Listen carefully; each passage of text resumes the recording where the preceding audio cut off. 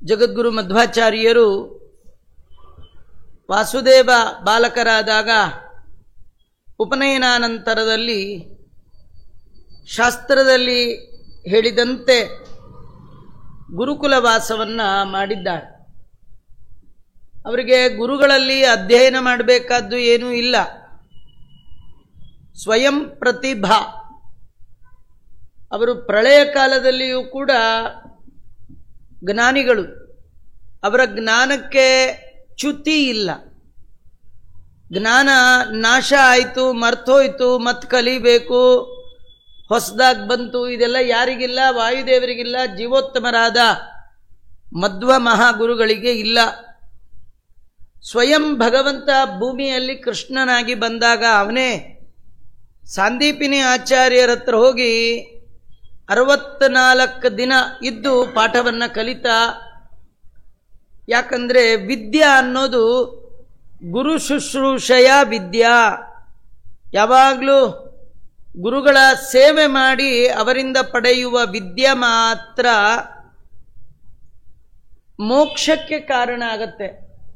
ಅದು ಬಿಟ್ಟು ನಮಗೆ ಎಲ್ಲ ಬರುತ್ತೆ, ಬೇಕಾದಷ್ಟು ಪುಸ್ತಕ ಇದೆ, CD ಇದೆ, ಆಡಿಯೋ ಇದೆ, ಅವೆಲ್ಲ ಏನು ಕೆಲಸಕ್ಕೆ ಬರಲ್ಲ. ಗುರುಗಳು ಎದ್ದದ್ಯಾತ್ ಪ್ರಸನ್ನದಿ, ಶಿಷ್ಯನ ಮುಖವನ್ನು ನೋಡ್ತಾ ತುಂಬು ಪ್ರೀತಿಯಿಂದ ಯಾವ ವಿದ್ಯೆಯನ್ನು ದಾರೆ ಎರಿತಾರೆ ಅಂಥದ್ದು ಮಾತ್ರ ನಮಗೆ ಪ್ರಯೋಜನಕ್ಕೆ ಬರುವಂಥದ್ದು.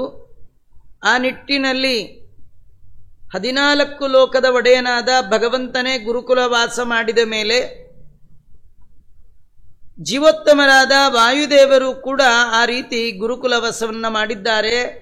ಸಜ್ಜನರಿಗೆ ಶಿಕ್ಷೆಯನ್ನ ಮಾಡಲಿಕ್ಕೋಸ್ಕರ, ಸಜ್ಜನರ ಮೇಲಿನ ಕಾರುಣ್ಯದಿಂದ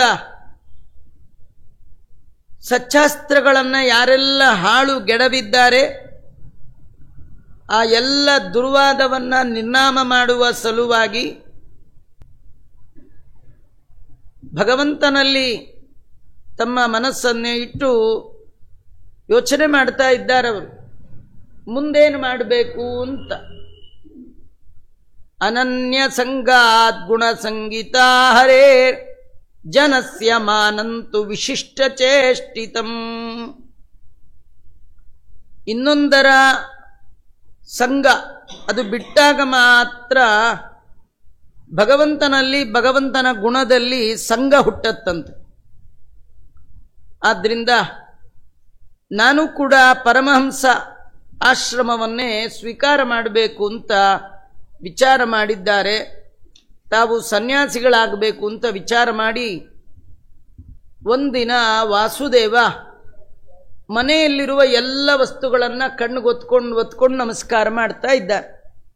ಅವ್ರ ತಂದೆಗೆ ಆಶ್ಚರ್ಯ ಆಯಿತು. ಅವ್ರು ಕೇಳಿದ್ರು, ಅಲ್ಲಪ್ಪ ಇದೇನು ಯಾಕೆ ಹೀಗೆ ಮಾಡ್ತಾ ಇದ್ದೀಯಾ? ಮೇಜು, ಕುರ್ಚಿ, ಮಣೆ, ಚಾಪೆ ಎಲ್ಲದಕ್ಕೂ ಕಣ್ಗೊತ್ಕೊಳ್ತಾ ಇದೆಯಲ್ಲ, ಏನು ವಿಶೇಷ ಅಂದ್ರು. ನಿಜೇ ಜನೇ ಕಿಂ ನಮಸೀತಿ ಪೃಚ್ಛತಿ. ಯಾಕೆ ನಮಸ್ಕಾರ ಮಾಡ್ತಾ ಇದೀಯಾ, ಏನು ನಮಸ್ಕಾರ ಮಾಡ್ತಾ ಇದೀಯಾ ಅಂತ ಕೇಳಿದಾಗ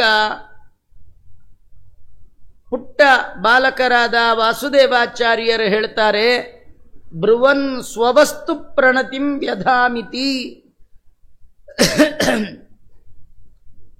ನಾನು ನನ್ನ ವಸ್ತುಗಳಿಗೆ ನಮಸ್ಕಾರ ಮಾಡ್ತಾ ಇದ್ದೀನಿ ಎಂದ್ರು.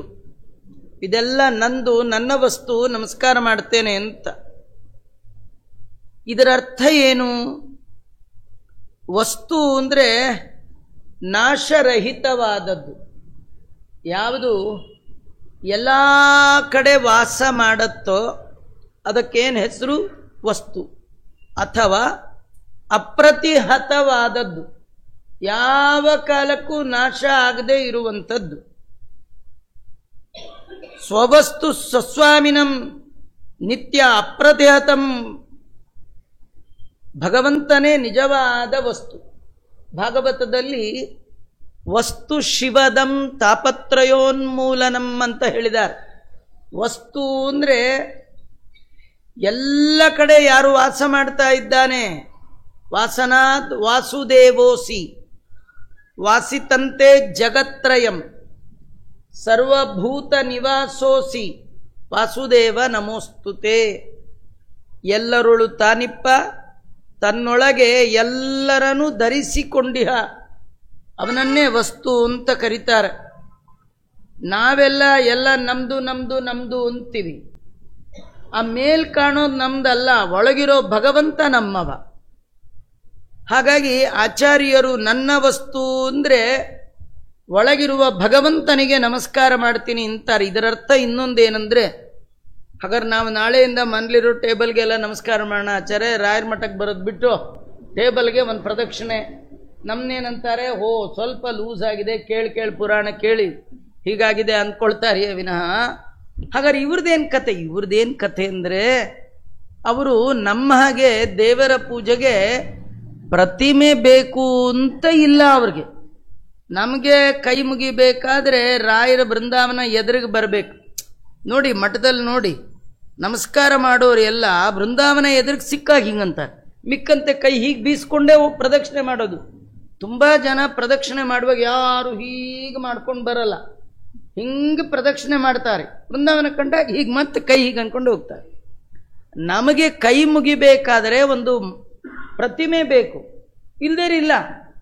ಆದರೆ ವಾಯುದೇವರಿಗೆ ಕೈ ಮುಗಿಬೇಕಾದ್ರೆ ಪ್ರತಿಮೆ ಬೇಕಿಲ್ಲ. ಯಾವ ಕಡೆ ತಿರುಗಿಸಿದ್ರು ಯಾವಾಗಲೂ ಕೈ ಮುಕ್ಕೊಂಡಿರ್ತಾರೆ. ಯಾಕೆ ಕೈ ಮುಗಿತಾರೆ ಅಂದರೆ, ಅವರಿಗೆ ಕಂಡದ್ದೆಲ್ಲ ಭಗವಂತನ ಪ್ರತಿಮೆ. ಅವರಿಗೆ ಏನು ನೋಡಿದ್ರು ಅದರೊಳಗಿರೋ ದೇವರನ್ನ ನೋಡ್ತಾರಿಯೇ ವಿನಃ ವಸ್ತು ಕಾಣಲ್ಲ. ನಮಗೆ ಅವರಿಗೆ ಉಲ್ಟಾ, ನಮಗೆ ದೇವರು ಕಾಣಲ್ಲ, ವಸ್ತು ಕಾಣುತ್ತೆ. ಅವರಿಗೆ ವಸ್ತುವಿನ ಒಳಗಿದ್ದು ವಸ್ತುತ್ವವನ್ನು ಕೊಟ್ಟಿದ್ದ ಆ ಭಗವಂತ ಮಾತ್ರ ಕಾಣ್ತಾನೆ. ಕಂಡದ್ದೆಲ್ಲ ಕಮಲನಾಭನ ರೂಪ. ಇದಕ್ಕೇನಂತಾರೆ ಅಂದರೆ ವ್ಯಾಪ್ತೋಪಾಸನೆ ಅಂತ ಕರೀತಾರೆ. ಅದು ರುಜು ಪದ ಯೋಗ್ಯರಾದ ಜೀವರಿಗೆ ಮಾತ್ರ ಆ ಕ್ರಮ. ನಮಗೆಲ್ಲ ಹಾಗಿಲ್ಲ. ನೋಡಿ, ಮನೆ ಒಳಗೆ ಪರಕೆ ಕೆಳಗೆ ಬಿದ್ದಿದ್ರೆ ಅದನ್ನು ಕಾಲಲ್ಲಿ ಸರಿಸೋ ಹಾಗಿಲ್ಲ. ಯಾಕೆ ಹೇಳುವಾಗ ಹೇಳ್ತಾರೆ ಮಹಾಲಕ್ಷ್ಮಿ. ಹಾಗಾದ್ರೆ ವರಮಹಾಲಕ್ಷ್ಮಿ ದಿವಸ ಪರಕೆನೆ ಇಟ್ಟು ಪೂಜೆ ಮಾಡಿಬಿಟ್ರೆ ಅದು ಬರಲ್ಲ. ಅದು ಯಾಕೆ ಬರಲ್ಲ? ಅಲ್ಲ, ನೀವು ಎಲ್ಲದರ ಒಳಗಿರ್ತಾನೆ ಅಂತ ತಿಳ್ಕೊಳ್ಬೇಕು, ಉಪಾಸನೆ ಮಾಡಬಾರ್ದು. ಉಪಾಸನೆ ಮಾಡುವ ಯೋಗ್ಯತೆ ಅದು ಭಾರಿ ದೊಡ್ಡವ್ರದು. ನಮ್ದೆಲ್ಲ ಅಲ್ಲ. ನಮ್ದೇನಿದ್ದು ಪ್ರತಿಮಾಸು ಅಪ್ರಬುದ್ಧಾನಾಂ. ನಮ್ದಿನ್ನೂ ಪಕ್ವತೆ ಇಲ್ಲ. ನಮ್ಗೆ ಇರೋ ದೇವರಲ್ಲಿ ಆವಾಹನೆ ವಿಸರ್ಜನೆ ಮಾಡಲಿಕ್ಕೆ ಬರಲ್ಲ. ಪರಕೆ ಅದಂತರ್ಗತನಾದ ಭಗವಂತ, ಅಲ್ಲಿರೋ ರೂಪ, ಅಲ್ಲಿರೋ ವ್ಯಾಪಾರ, ಅಲ್ಲಿರುವುದರ ಗುಣ, ಅಲ್ಲಿರುವ ಕ್ರಿಯೆ, ಅದರ ಉಪಕ್ರಮ, ಅದರ ಉಪಸಂಹಾರ, ಅದರಲ್ಲಿ ಯಾವ ಮಂತ್ರದಲ್ಲಿ ಅದನ್ನು ಹೇಳಿದ್ದಾರೆ ಅದು ನಮಗೇನು ಗೊತ್ತ್ರಿ? ನಮ್ಗೆ ರಾಯರ ಸ್ತೋತ್ರ ಸರಿಯಾಗಿ ಬಂದರೆ ಸಾಕು, ವಿಷ್ಣು ಸಹಸ್ರನಾಮ ಬಂದರೆ ಸಾಕು. ನಮಗೆಲ್ಲ ಹಾಗೆಲ್ಲ ಬರಲ್ಲ. ಆದರೆ ವಾಯುದೇವರು ಹಾಗಲ್ಲ. ಅವರು ಎಲ್ಲ ಕಡೆ ಇರುವ ಭಗವಂತನನ್ನು ಉಪಾಸನೆ ಮಾಡುವ ಮಹಾನುಭಾವರು. ಅವರು ವಿಚಾರ ಮಾಡಿದ್ರು, ಹಾಗಾರಿನ್ನ ನಾನು ಸನ್ಯಾಸಾಶ್ರಮ ಸ್ವೀಕಾರ ಮಾಡಬೇಕು ಅಂತ ಯಾರಿದ್ದಾರೆ ಆಶ್ರಮ ಕೊಡೋರು ಹುಡುಕ್ತಾ ಇದ್ದಾರೆ. ಆ ಕಾಲಕ್ಕೊಬ್ಬರಿದ್ರಂತೆ. ಯತ್ರೀಯತಾತ್ಮ ಭುವಿ ಕಶ್ಚನ ಭವತ್ ವಿಭೂಷಣೋ ಭೂರಿ ವಿರಕ್ತಿ ಭೂಷಣ. ತುಂಬು ವೈರಾಗ್ಯದಿಂದ ಯುಕ್ತರಾದ, ನಿರಂತರವಾಗಿ ದೇವರನ್ನ ನೋಡುವ ಪ್ರಯತ್ನದಲ್ಲಿದ್ದಂತಹ ಒಬ್ಬ ಶ್ರೇಷ್ಠ ಸನ್ಯಾಸಿಗಳು ಆಗಿದ್ದಾರೆ. ಅವರ ಹೆಸರು ಅಚ್ಯುತ ಪ್ರೇಕ್ಷಾಚಾರ್ಯರು. ಅಚ್ಯುತ ಪ್ರೇಕ್ಷರು. ಅವರು ಆಚಾರ್ಯರಿಗೆ ಆಶ್ರಮ ಕೊಟ್ಟಂಥ ಗುರುಗಳು. ಆಚಾರ್ಯರಿಗೆ ಆಶ್ರಮ ಕೊಟ್ಟ ಗುರುಗಳು ಅಚ್ಯುತ ಪ್ರೇಕ್ಷಾಚಾರ್ಯರು. ನಮಗೊಂದು ಆಶ್ಚರ್ಯ, ಜಗದ್ಗುರುಗಳಿಗೆ ಆಶ್ರಮ ಕೊಡೋದು, ಅವ್ರಿಗೆ ಉಪದೇಶ ಮಾಡೋದು, ಅವ್ರಿಗೆ ಆಶ್ರಮ ಕೊಡೋದು ಅಂದರೆ ಇವ್ರದ್ದು ಇನ್ನೆಷ್ಟು ದೊಡ್ಡವರು, ಇವರೇನು ಪುಣ್ಯ ಮಾಡಿರಬೇಡ. ಅಂದರೆ ಈ ಸುಮಧ್ವ ವಿಜಯದಲ್ಲಿ ಪಂಡಿತಾಚಾರ್ಯರು ಅವರ ಭಾಗ್ಯ ಎಂಥದ್ದು. ಮಧ್ವ ಗುರುಗಳನ್ನು ಜಗತ್ತಿಗೆ ಕೊಟ್ಟಂತಹ ಒಂದು ದೊಡ್ಡ ಯೋಗ್ಯತೆ ಇವರಿಗೆ ಎಲ್ಲಿಂದ ಬಂತು ಇಷ್ಟೊಂದು ದೊಡ್ಡದು ಅಂದರೆ ಅದರ ಕತೆ ಹೇಳ್ತಾರೆ. ಪುರೈಷ ಕೃಷ್ಣ ಕರ ಸಿದ್ಧ ಶುದ್ಧ ಮಧ್ವರಾನ್ನ ಭುಕ್ತ್ಯ ಕಿಲ ಪಾಂಡವಾಲಯೇ ವಿಶೋದಿತಾತ್ಮ ಮಧುಕೃತ್ ಪ್ರವೃತ್ತಿಮಾನ್ ಚಕಾರ ಕಾಂಚಿತ್ ಪರಿವತ್ಸರಾನ್ ಮುದಾ. ಹಿಂದೆ ಈ ಅಚ್ಯುತ ಪ್ರೇಕ್ಷಾಚಾರ್ಯರು ಹಿಂದಿನ ಜನ್ಮದಲ್ಲಿ ವನವಾಸಕ್ಕೆ ಪಾಂಡವರು ಹೋದಾಗ ಆ ಪಾಂಡವರ ಜೊತೆಗೆ ಸಾವಿರ ಸಾವಿರ ಬ್ರಾಹ್ಮಣರು ಇದ್ರಂತೆ. ಅದರೊಳಗೆ ಇವರೊಬ್ಬರಂತೆ. ಇವರು ಡೈಲಿ ಇದ್ದವರಲ್ಲ. ಒಂದಿನ ದ್ರೌಪದಿ ಕರದಿಂದ ಸಿದ್ಧವಾದ ಅಡಿಗೆ ಭೀಮಸೇನ ದೇವರು ನೈವೇದ್ಯ ಮಾಡಿರೋದು, ಧರ್ಮರಾಜ ಕೃಷ್ಣಾರ್ಪಣ ಹೇಳಿರೋದು. ಇಂಥ ಒಂದಿನ ಊಟಕ್ಕೆ ಹೋಗಿದ್ದಕ್ಕೆ ಇವರಿಗೆ ಮಧ್ವಾಚಾರ್ಯರಿಗೆ ಗುರುಗಳಾಗುವ ಭಾಗ್ಯ ಸಿಕ್ತಂತೆ. ಒಂದಿನದ ಊಟಕ್ಕೆ. ಇದ್ರ ಕಥೆ ಏನಿದ್ರದ್ದು ನಿಜವಾಗಿ ಸಾರ ಏನಂದ್ರೆ, ಉತ್ತಮರ ಮನೆಯ ಅನ್ನ ಯಾಚೇಹಂ ಶ್ರೋತ್ರಿಯಸ್ಯಾನ್ನಂ. ಉತ್ತಮರ ಮನೆಯಲ್ಲಿ ಹೋಗಿ ಕೇಳಬೇಕಂತ.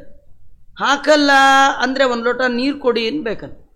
ಅಥವಾ ಅವರು ನಮಗೆ ಹಾಕುವಷ್ಟು ಒಳ್ಳೆತನವನ್ನು ಜೀವನದಲ್ಲಿ ಅಳವಡಿಸಿಕೊಳ್ಳುವ ಪ್ರಯತ್ನವನ್ನು ನಾವು ಮಾಡಬೇಕು. ಇಲ್ಲ ಇದು ಯಾವುದು ಆಗಲ್ಲ ಆಚಾರ್ಯ, ನೀವು ಹೇಳಿದ ಯಾವುದು ನಮಗಾಗಲ್ಲ. ಹಾಗಾದ್ರೆ ಒಂದು ಕೆಲಸ ಮಾಡಿ, ಅದಾಗದಿದ್ರೆ ಕೆಟ್ಟದ್ದನ್ನು ಬೀದಿದು ಫಾಸ್ಟ್ ಫುಡ್ ತಿನ್ನೋದು ಬಿಟ್ರಾರು ಸಾಕು. ಫಾಸ್ಟ್ ಫುಡ್ಡು ಅದು ಬೇಗ ಆಗಿಬಿಡುತ್ತೆ ತಿಂದು ವೇಸ್ಟ್ ಬಾಡಿ ಆಗಿ ಹೋಗ್ಬಿಡ್ತೀವಿ, ಅದು ಪ್ರಯೋಜನ ಇಲ್ಲ. ಹಾಗೆಲ್ಲ ತಿನ್ನಬಾರ್ದು. ಸಿಕ್ಕಾಗ ತಿನ್ನೋದನ್ನು ಬಿಟ್ಟರೆ ಸಾಕು, ದೇವರ ದಯ ಆಗುತ್ತಂತ.